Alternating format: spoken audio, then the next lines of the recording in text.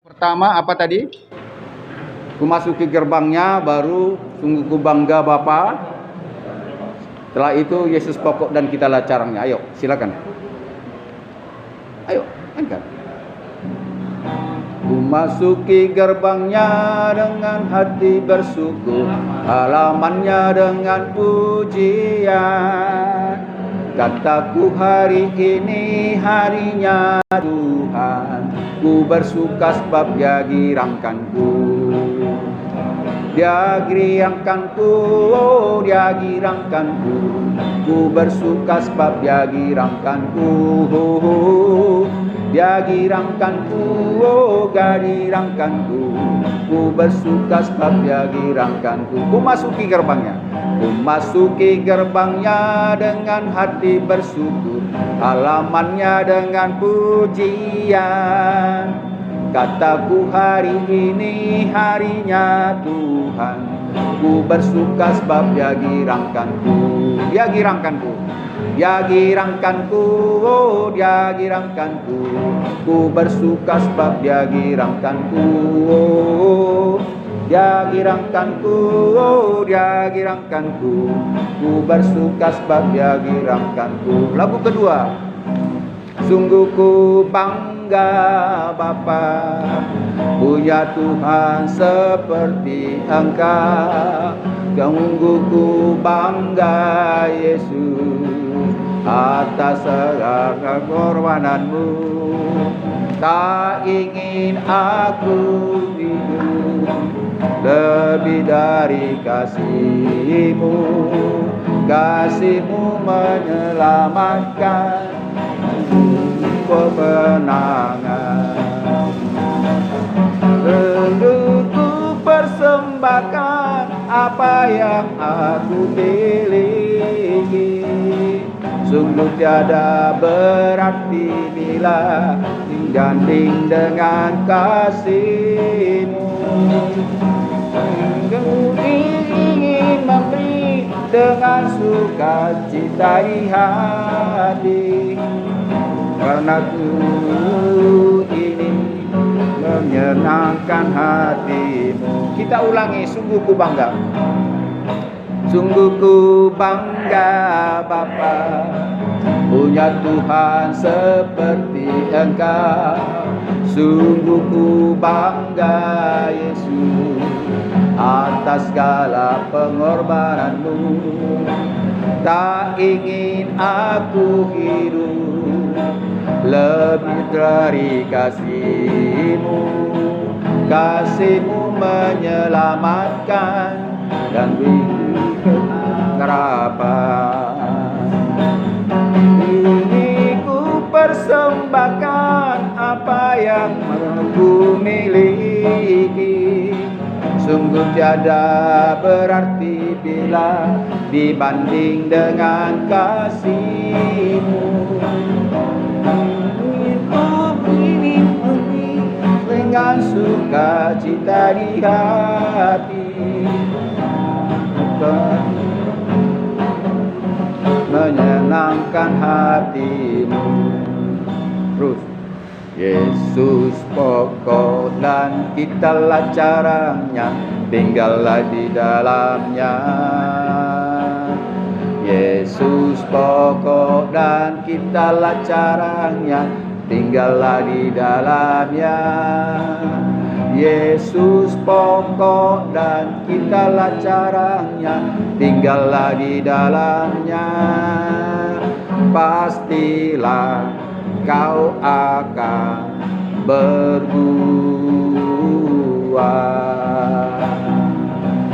Yesus cintaku, ku cinta kau, kau cinta Dia. Yesus cintaku, ku cinta kau, kau cinta Dia. Yesus pokok, Yesus pokok dan kitalah caranya, tinggallah di dalamnya. Yesus pokok dan kitalah caranya, tinggallah di dalamnya. Yesus pokok dan kitalah caranya, tinggallah di dalamnya. pastilah kau akan berbuah. Ya, kita berdoa. Kami percaya Tuhan, ibadah kami hari Minggu ini Engkau rahmati jika kami mau masuk ke gerbang Tuhan, ke kota Sion, kota yang Engkau bentuk, dan Yerusalem di mana di sana pusat pengajaran, pusat keselamatan. Karena di sanalah Tuhan bermukim dari selama-lamanya sampai selama-lamanya, sampai nanti Engkau datang menjemput orang-orang yang hidup di dalam Tuhan dan yang mati di dalam Tuhan. Kami tahu kota Sion, kota di mana Engkau sudah permuliakan, sekalipun pernah Tuhan kosongkan kota itu, di mana umat-Mu yang sudah berontak kepadamu, di mana umat-Mu telah menyembah Tuhan yang lain, bukan Engkau lagi. Tetapi Tuhan setia, Engkau tetap bermukim di Yerusalem, Engkau tetap bermukim di kota Sion, sambil Engkau akhirnya mengampuni umat-Mu dan mengembalikan datang mereka satu persatu, sehingga jumlahnya kelak nanti Tuhan terpenuhi sesuai dengan kehendak-Mu. Barulah Engkau datang ke dunia ini. Terima kasih Bapa, ibadah kami ini biarlah Engkau sucikan dan mampukan kami Tuhan menerima kabar keselamatan yang daripada-Mu, dan sucikan hati kami dan pikiran kami, dan kiranya Roh-Mu bermukim di dalam ibadah kami ini. Semua tempat di sini Tuhan tanpa terkecuali, biarlah Roh Tuhan melawat mereka semuanya. Terima kasih sebentar Tuhan, kami mengadakan perjamuan kudus di mana Tuhan memperingati bagaimana kami mencabik-cabik tubuh-Mu dan menumpahkan darah-Mu untuk keselamatan kami. Sebelum itu Tuhan, jika di antara kami Tuhan mau dibaptis dalam nama Bapa, Anak dan Roh Kudus, di mana baptisan pertobatan Tuhan, mampukanlah hati mereka jujur di hadapan Tuhan dan mau merendahkan hati sehingga bersedia untuk dibaptis dalam nama-Mu. Terima kasih Bapa, biarlah ibadah kami ini boleh berlangsung dalam nama Bapa, Anak dan Roh Kudus. Amin. Kita akan mendengarkan kabar kesukaan, kabar keselamatan, sama seperti lagu kita tadi, Yesus pokok anggur dan kitalah carang-carangnya. Ini lagu ini sudah sering kita nyanyikan dari sekolah minggu ya, di waktu anak-anak, dan tidak tertutup kemungkinan sampai kita kakek-kakek nanti, bahkan sampai ajal kita tiba, lagu itu jangan sampai dilupakan. Mari kita buka Yohanes 15. Ya, satu perikop di sana ada judulnya pokok anggur yang benar. Ya, pokok anggur yang benar ada di dalam ayat 1 sampai ayat 8. Ya, nanti kita akan baca bersama-sama karena ini ayatnya tidak terlalu panjang.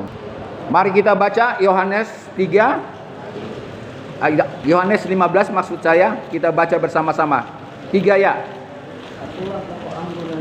Akulah pokok anggur yang benar. Dan Bapakulah penguasanya. Setiap ranting padaku yang tidak berbuah dipotongnya, dan setiap ranting yang berbuah dibersihkannya supaya ia lebih banyak berbuah. Terus, kamu memang sudah bersih karena firman-Ku yang telah Ku katakan kepadamu. Terus, tinggallah di dalam Aku dan Aku di dalam kamu, supaya seperti ranting tidak dapat berbuah dari dirinya sendiri. Terus, kalau ia tidak tinggal pada pokok anggur itu, demikian juga kamu tidak berbuah apa-apa jikalau kamu tidak tinggal di dalam Aku. Ayat yang kelima, Akulah pokok anggur dan kamulah ranting-rantingnya.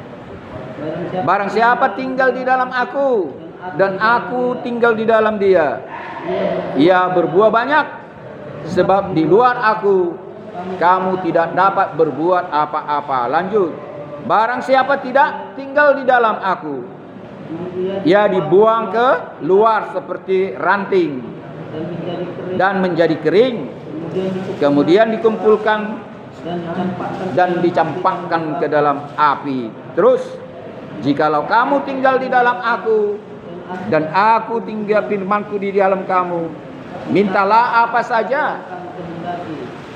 Terus, dan kamu akan menerimanya. Dalam hal inilah Bapakku akan dipermuliakan, yaitu jikalau kamu berbuah banyak.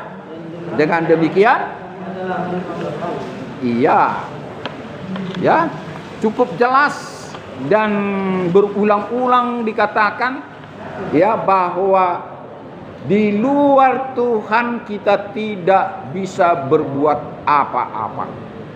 Karena memang dari Tuhanlah Sang Pencipta langit dan bumi, El Sebaut, semuanya maka ada. Ya, semua ciptaannya di luar kekuasaan Tuhan tidak akan bisa berbuat apa-apa. Jadi percayalah, binatang memang tidak bisa berbahasa manusia. Tumbuh-tumbuhan tidak bisa berbahasa manusia. Gunung dan lembah, halilintar, petir, gelombang laut, ya, tsunami dan semuanya ciptaannya, batu-batu besar dan kerikil yang kecil, pasir, tidak bisa berbahasa manusia. Namun semuanya itu adalah ciptaan El Sebaut. Saudara percaya bahwa semua itu sebetulnya kita tidak tahu bahasa mereka semuanya karena apa? Dalam Mazmur 150 sudah dikatakan, ya, ayat yang terakhir dalam Mazmur 150, hai segala yang bernapas, pujilah Tuhan dan muliakanlah Tuhan. Jadi cara mereka berbeda dengan cara kita memuliakan Dia. Tetapi jelas dalam pembacaan ini, kita harus tinggal dalam pokok anggur yang benar itu. Siapa namanya pokok anggur yang benar itu? Yesus Kristus, Jesus Christ, Yeshua HaMashiach.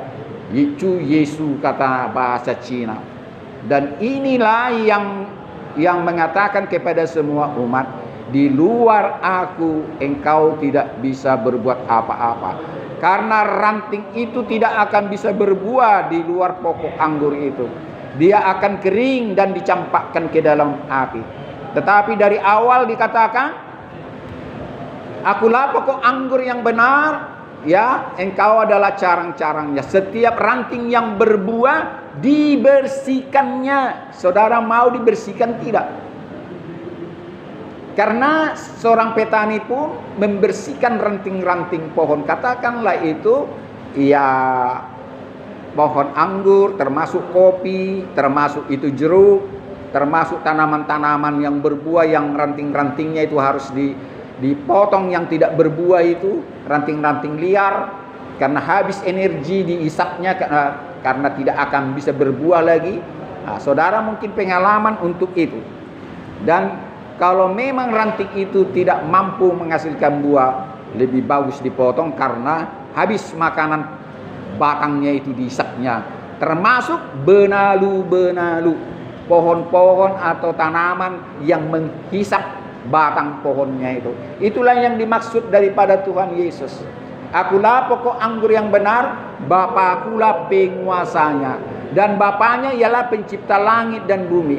Yesus berbicara sebagai manusia. Jangan lupa, awas, jangan lupa ya, jangan gagal fokus. Dia bicara sebagai manusia seperti saudara dan saya. Dia mengumpamakan seperti pokok anggur yang benar itu. Karena di satu iman, saudara, bagaimana? Yesus itu kan pencipta langit dan bumi. Iya, terkadang dia berbicara hanya sebatas manusia. Tetapi terkadang dia berbicara memang sebagai pencipta langit dan bumi. Jadi sekali lagi saya katakan, pada saat dia berbicara tentang perumpamaan pokok anggur yang benar ini, dia berbicara sebagai manusia yang menuntun manusia itu untuk pengenalan kepada Bapaknya, yang Bapaknya kita juga, yang kita sudah dipermuliakan. Sehingga apa? Setiap ranting yang tidak berbuah akan dipotongnya. Saudara tahu? Kalau kita perhatikan di dalam ayat 2, tolong baca di Wahyu 3 ayat 19. Wahyu 3 ayat 19, barang siapa yang kukasihi, ia kutegur dan kuhajar. ia kutegur dan kuhajar. Sebab itu relakanlah hatimu dan bertobatlah. Relakanlah hatimu dan bertobatlah. Perhatikan sekali lagi, baca yang kencang. 3 ya. Barang siapa kukasihi, Barang siapa kukasihi, ku itu adalah Tuhan Yesus, Tuhan. Terus ia kutegur dan kuhajar. ia kutegur dan kuhajar. Sebab itu relakanlah hatimu Dan bertobatlah. Nah, ini artinya ranting-ranting dari pohon itu harus direlakan, dibersihkan. Dan batang-batang pokok anggur itu memang sakit, ya, sehingga saudara nanti akan dikikis, ya. Bayangkan pokok yang dibersihkan itu sakit, mengeluarkan getahnya, tetapi dia menjadi pokok anggur yang sehat, ya.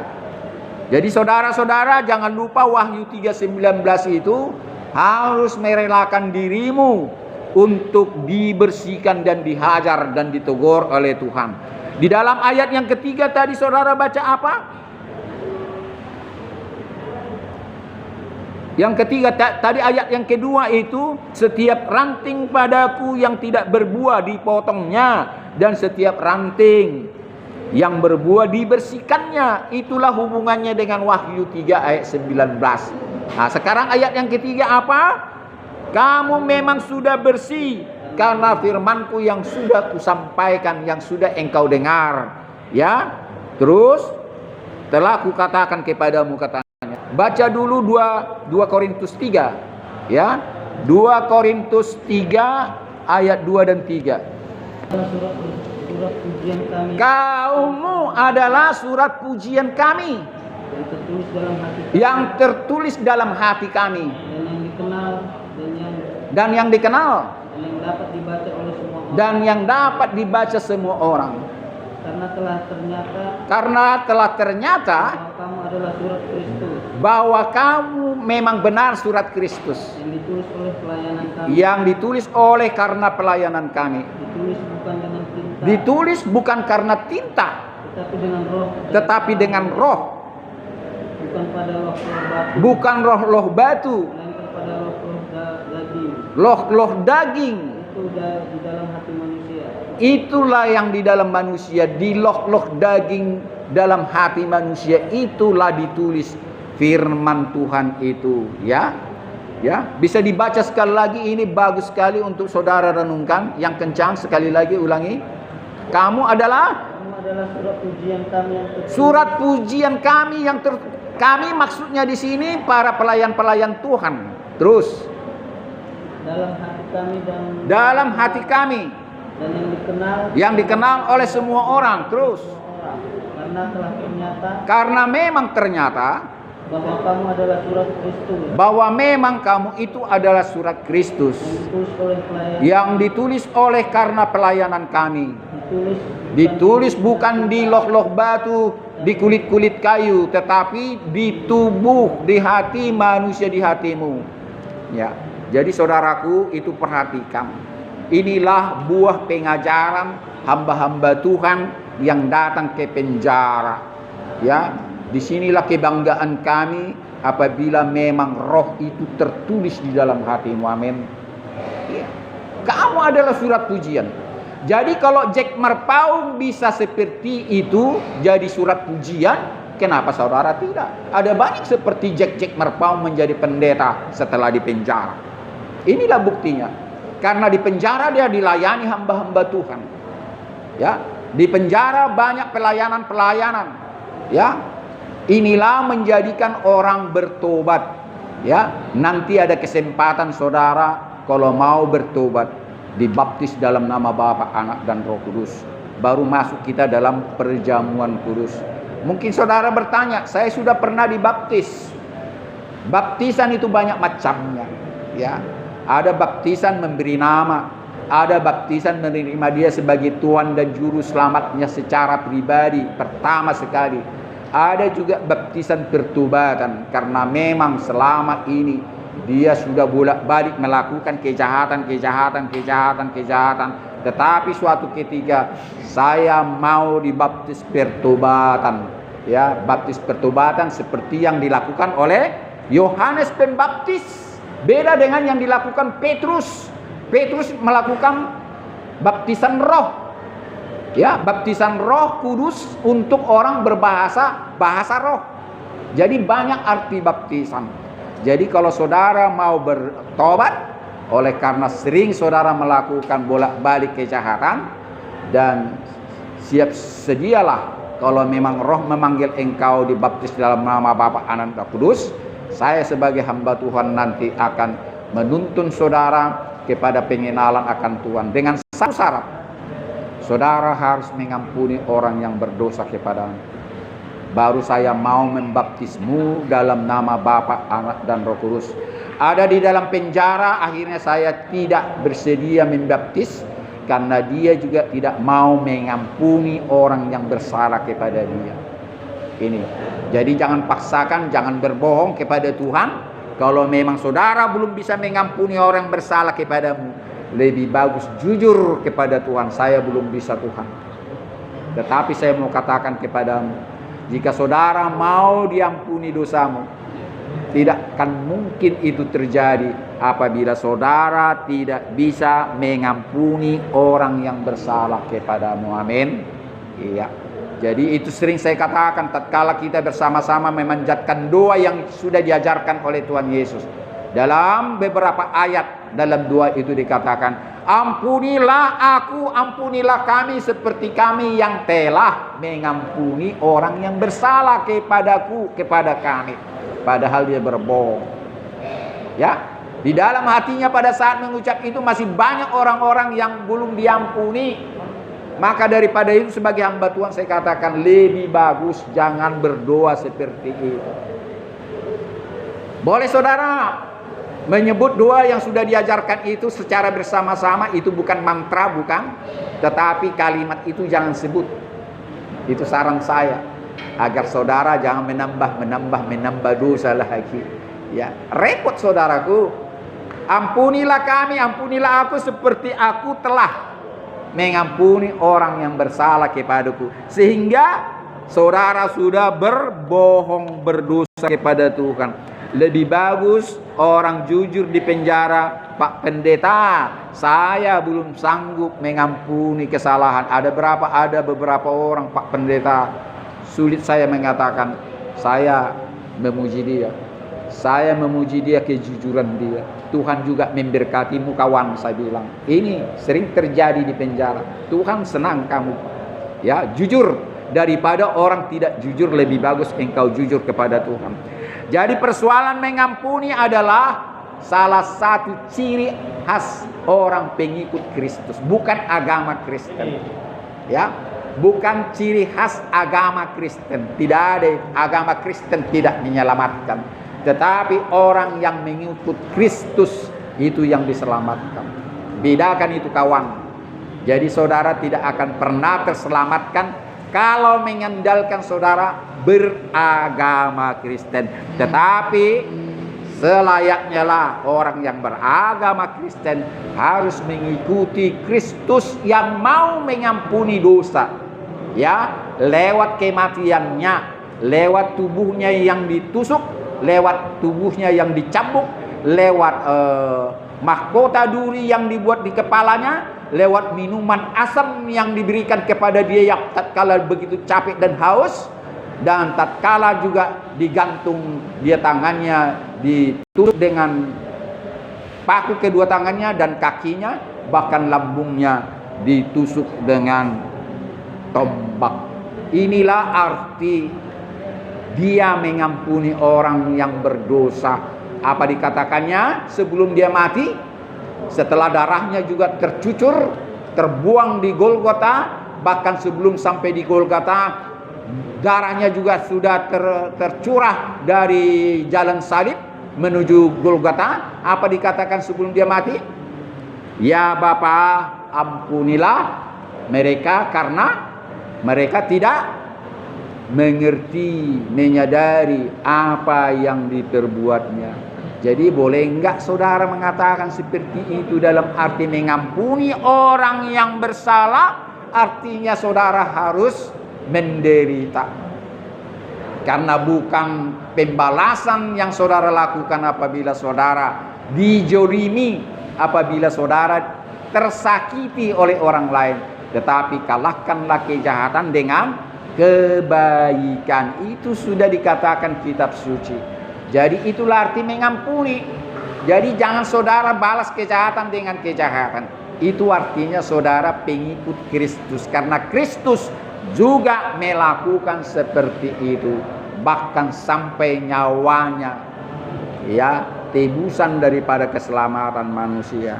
Ya, cukup jelas apa yang saya katakan dalam ayat yang saya uraikan di dalam ayat yang ke-3 tadi ya. Nah, sekarang kita baca ayat yang ke-4, apa dikatakan di situ? Tinggallah di dalam aku dan aku di dalam kamu.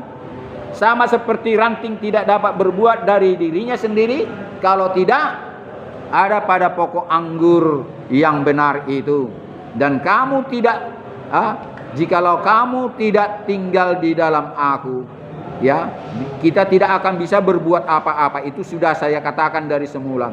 Di dalam ayat yang ke-5, akulah pokok anggur. Terus apa dikatakan? Dan kamulah ranting-rantingnya. Terus barang siapa tinggal di dalam aku dan aku di dalam dia, ia akan berbuah banyak.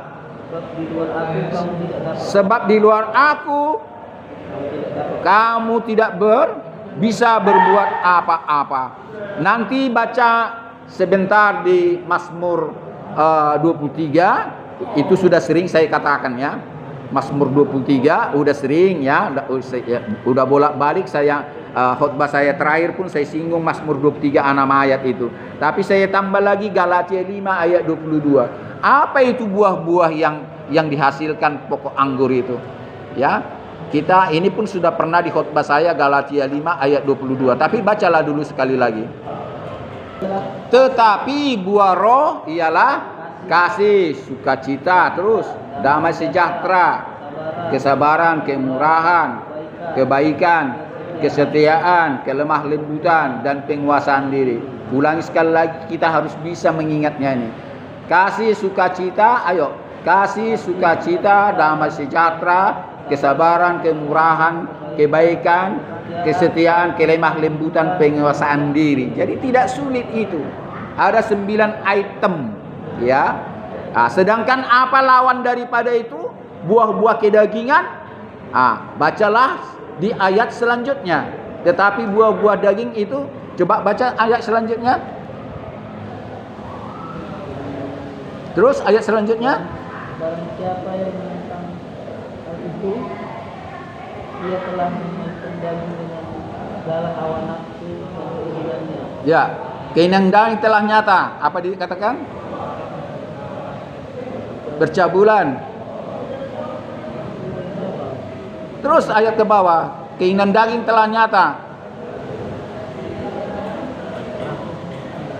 Setelah ayat 22 23,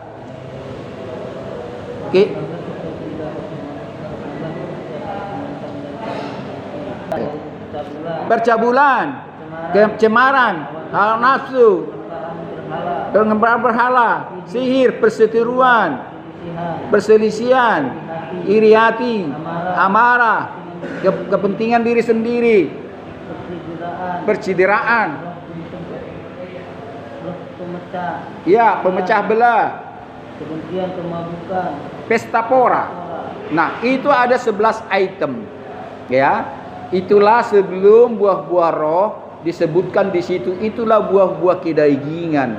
Sebaliknya, kalau orang di luar Tuhan, itulah buah-buah kedagingan itu. Ayat 18 19, ya kan? Sedangkan ayat 22 23 itu adalah itulah buah-buah roh. Ada 9 item, ya, itu harus saudara ingat itu ya. Nah, sekarang setelah terbukti apa yang kita hasilkan, ya, apa menjadi buah anggur yang baik itu, seperti yang dikatakan Rasul Paulus di dalam Galatia 5 itu ya, itulah buah-buah roh. Sedangkan buah-buah kedagingan itulah yang dihasilkan oleh pokok anggur yang tidak benar. Ya, karena Tuhan kita adalah pokok anggur yang benar, maka kita menghasilkan buah-buah roh yang 9 item. Sekarang ayat yang ke-6, apa tadi dikatakan di situ? Barang siapa tidak tinggal di dalam aku, Dia dibuat keluar seperti ranting. dia akan dibuang terus dan akan dikumpulkan lalu akan dibakar. Nanti baca dulu di situ Wahyu 22 ayat 12. Wahyu 22 ayat 12. Apa dikatakan? Sesungguhnya, ingat, sesungguhnya aku akan datang segera. Dan aku membawa upahku. Dan aku akan membawa upahku. Membalaskan kepada setiap orang. Untuk membalaskan kepada setiap upah dari Tuhan kepada orang itu. Terus? Aku adalah Alfa dan Aku Tuhan adalah Alfa dan Omega. yang pertama dan yang terkemudian. Yang pertama dan yang terkemudian. Dan yang awal dan yang akhir. Ya, itulah upahnya akan diberikan kepada orang sesuai dengan perbuatannya. Jadi jelas bahwa apa yang dihasilkan pokok anggur itu akan diterima oleh yang berbuat kebenaran. Tetapi pokok anggur yang tidak benar akan menghasilkan buah-buah kedagingan tadi. Upah kita akan diberikan sesuai dengan perbuatan kita. Terus apa dikatakan di dalam Wahyu 14 ayat 13? Ya, berbahagialah orang yang mati di dalam Tuhan agar mereka dapat beristirahat dalam lelahnya dan segala perbuatannya menyertainya. Ya, Wahyu 14 ayat 13. Segala perbuatannya menyertainya. Jadi ini apa yang kita buat di dunia ini tidak akan terlepas sampai ajal kita tiba.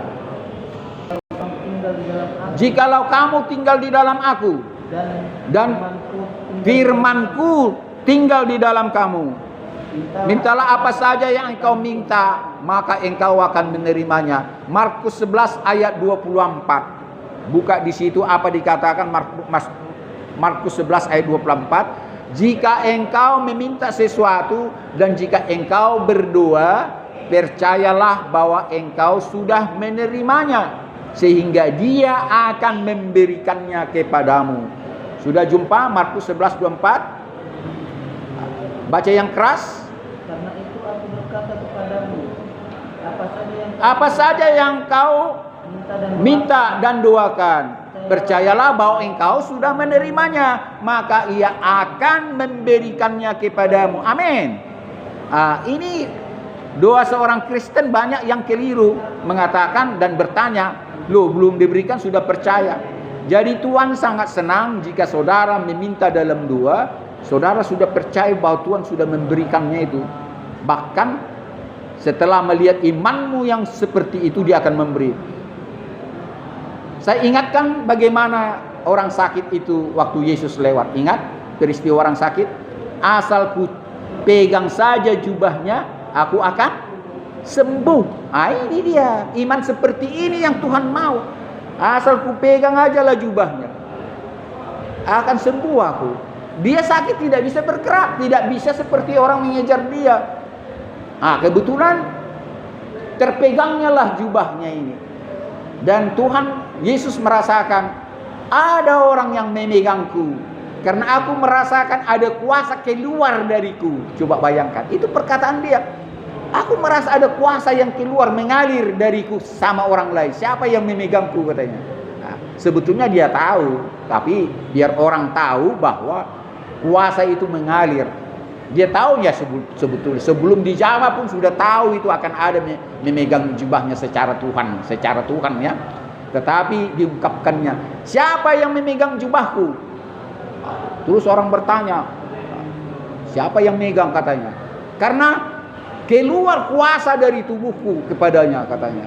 Tapi sebelum itu orang sakit itu mengatakan, asal ku jamah jubahnya, aku akan. Bandingkan itu dengan Markus 11 ayat 24 itu. Itulah iman, dua iman seorang Kristen. Itulah iman yang benar. Jadi harus percaya saudara berdoa. Jangan mudah-mudahan. Jangan pakai mudah-mudahan. Kalau pakai mudah-mudahan Tuhan akan menjawab. Mudah-mudahan juga aku akan menjawab. Anakku, mudah-mudahan juga akan kuberikan. Karena kau tidak percaya.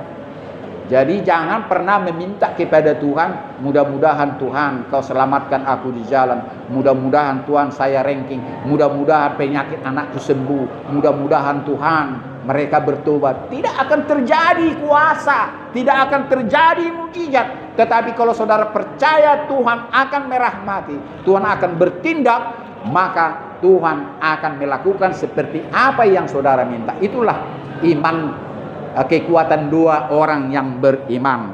Ayat yang terakhir apa dikatakan? Inilah Bapakku. Dalam hal inilah Bapakku akan dipermuliakan jika engkau berbuah banyak. Dengan demikian terbuktilah bahwa saudara dan saya murid-muridku, murid-murid Yesus, karena kita berbuah banyak. Apa tadi buah-buah yang dimaksud? Galatia 5 ayat 22 tadi. Apa dikatakan?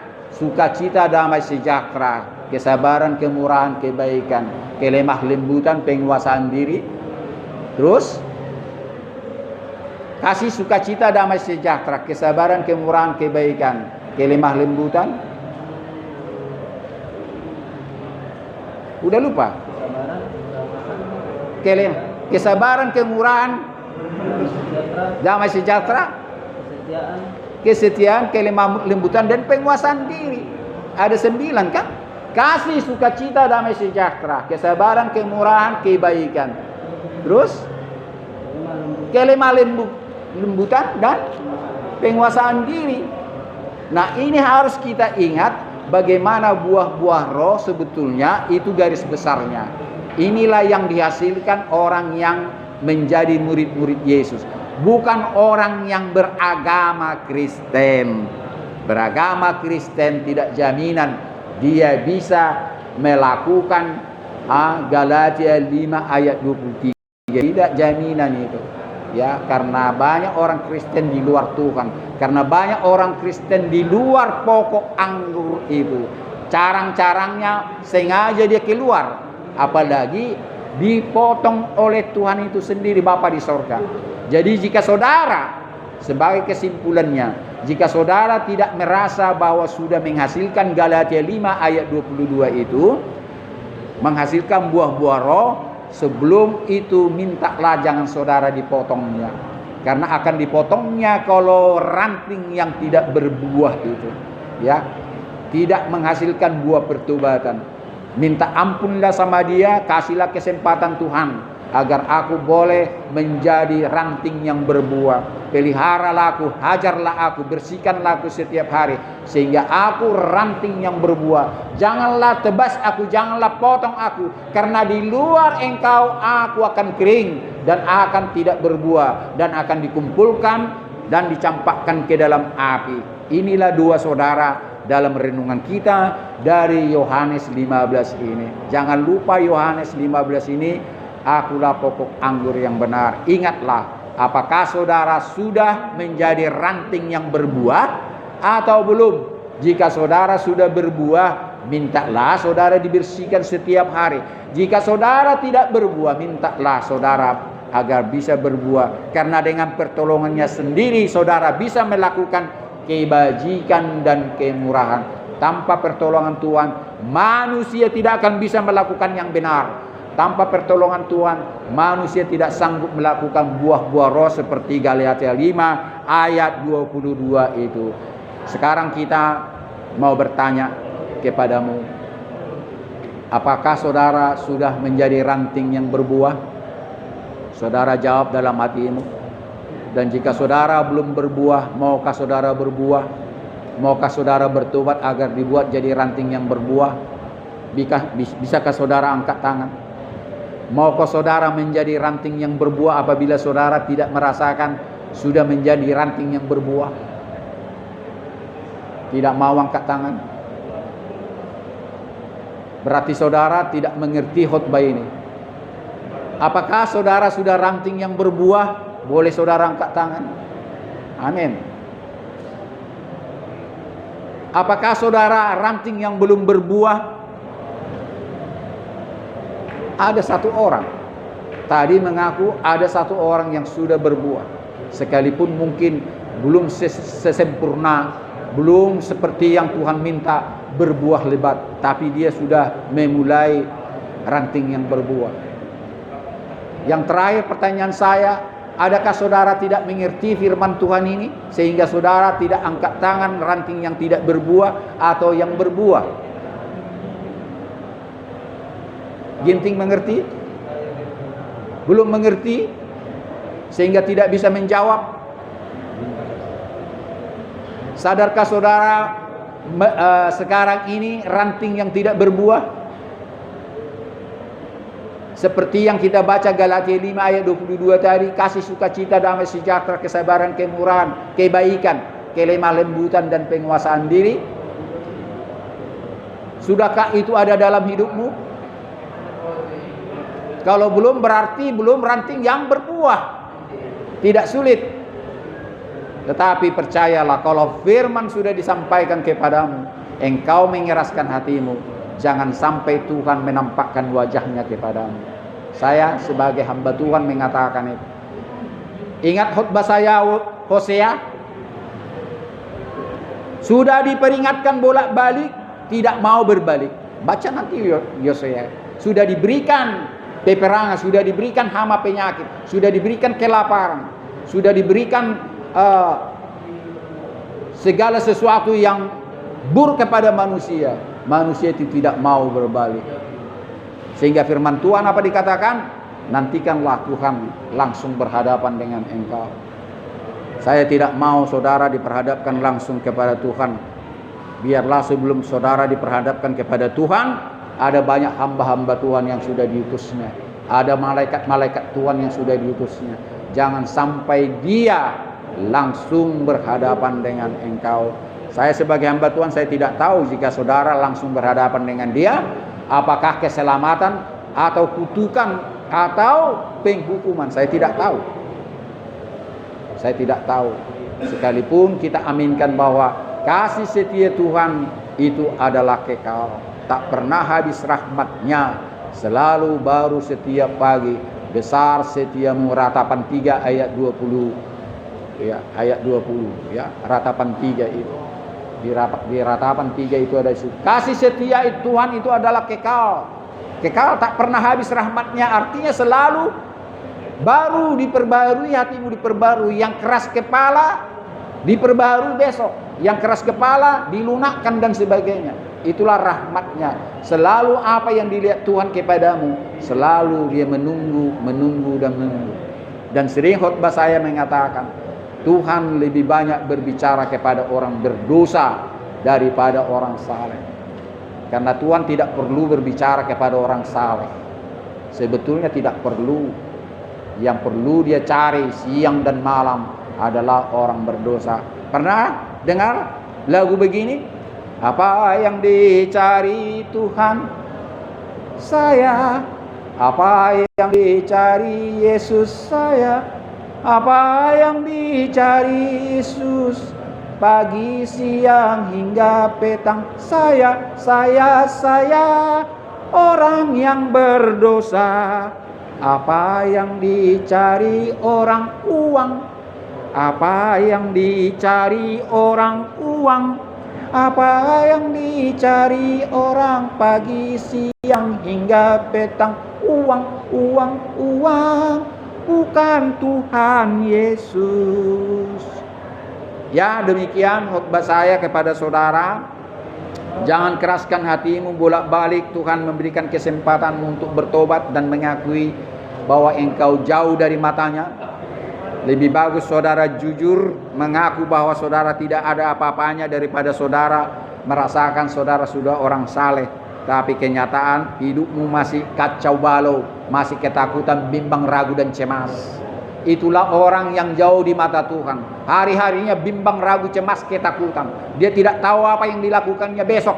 Dia tidak tahu lagi apa yang baik dilakukannya. Itulah orang yang jauh di mata Tuhan. Tetapi orang yang tinggal di dalam Tuhan tetap beria-ria, bersukacita. Apapun hari besok, apapun minggu depan, bulan depan, tahun depan, aku tetap bersorak-sorak di dalam Tuhan. Pernah baca doa Habakuk? Coba buka Habakuk 3. Habakuk 3 ya, ayat 17 ya. Ya. Ada di situ 2 Habakuk.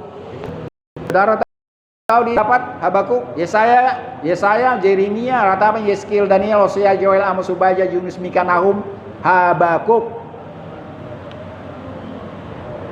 Zefanya, Hagai, Zakaria, Maliaki. Ya. Itulah urutannya itu. Sudah, biar saudara baca yang keras. Sekalipun pohon ara tidak berbunga, pohon anggur tidak berbuah, hasil pohon zaitun mengecewakan, hasil ladang tidak cukup untuk bahan makanan. Terus kambing domba terhalang dari kurungan, lembu sapi tidak ditemukan dalam kandang. Namun aku bersorak-sorak beria-ria di dalam Tuhan yang memberikan kekuatan kepadaku. Coba tanpa dibaca lagi. Itu Habakuk itu. Jadi kalau Habakuk bisa mengatakan itu, sekalipun pohon ara tidak berbunga, pohon anggur tidak berbuah, hasil pohon zaitun mengecewakan, hasil ladang tidak cukup untuk bahan makanan, kambing domba terhalau dari kurungan, tidak ditemukan lembu sapi dalam kandang, aku tetap beria-ria bersukacita di dalam Tuhan yang memberikan kekuatan kepadaku. Ini doa ini seharusnya seperti doamu. Inilah orang di dalam Tuhan, tak gentar dia. Tak gentar saudara kalau menghadapi hukuman seberat apapun. Jadi ganti doa Habakuk itu kepada hukuman. Sekalipun hukuman saya belasan tahun, ganti. Bisa? Sama-sama kita baca ya. Sekalipun hukuman saya belasan tahun, aku tetap bersorak-sorak di dalam Tuhan. Itu ganti. Sekalipun aku jauh dari istriku, sekalipun jauh dari anak-anakku, sekalipun aku jauh daripada orang tuaku, aku tetap bersorak-sorak di dalam Tuhan yang memberi kekuatan kepada aku. Ya, itu. Jadi contoh kerangka doa ini bisa saudara seperti itu. Ya Tuhan, sekalipun ya bahkan dihukum mati sekalipun, aku tetap bersorak-sorak. Karena apa? Aku sudah menemukan keselamatan itu. Aku sudah menemukan pengajaran itu. Apapun yang terjadi dalam hukuman, bahkan hukuman mati yang datang kepadaku pun, aku tetap bersorak-sorak. Karena apa? Kematian hanyalah istirahat. Kematian bukanlah segala-galanya. Aku nanti dibangkitkan oleh Tuhanku bersama-sama orang yang hidup, akan menyongsong orang-orang bersama orang-orang hidup, semua akan menyongsong dia di awan-awan. Ini kesaksian kita kepada Tuhan. Jika saudara nanti mati di dalam Tuhan, karena itulah bukan langkah pertama